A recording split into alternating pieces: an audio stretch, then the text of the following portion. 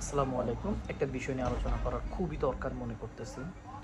আপনারা লাস্ট 15 বছর আপনারা সালাউদ্দিনকে কোনো মিডিয়ার সামনে দেখেন নাই, কোনো কথা বলতে দেখেন নাই, কিন্তু হঠাৎ করে মিডিয়ার সামনে সালাউদ্দিন এত বেশি কেন আসতেছে?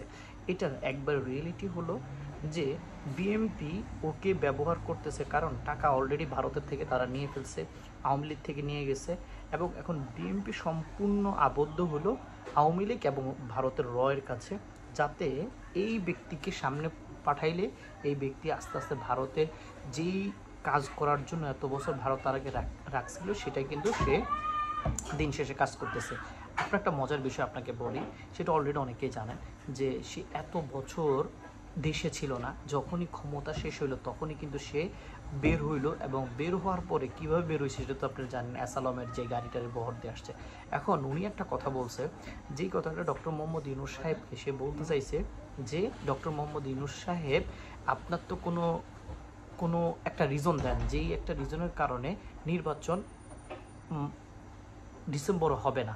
নির্বাচন ডিসেম্বর হবে না, একটা রিজন আমি দেই, সেটা আমিই দিয়ে দেই, সালাউদ্দিনকে আমি দিতে চাই।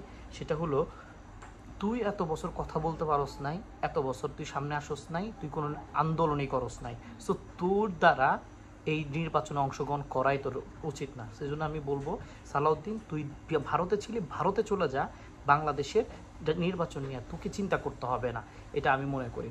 আপনারা যারা এই জিনিসটাকে বুঝতে পারবেন, ইজিলি বুঝতে পারবেন, তারা একবার সাকসেস হবে। আরেকটা কথা বলে দিই, বিএনপি যেই লেভেলে হাঁটতেছে, বিএনপি যেই লেভেলে কাজ করতে যাচ্ছে, এইভাবে যদি কাজ করতে থাকে বিএনপি, 5 বছর ক্ষমতা লাগবে না, 5 থেকে 6 মাসের ভিতরে লাথি খাওয়ার পরে বিএনপির এই বাংলাদেশ থেকে বিতাড়িত হওয়ার একটা লাইন হয়ে যাবে।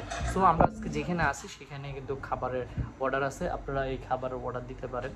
এটা হলো স্টেপনি গ্রিন।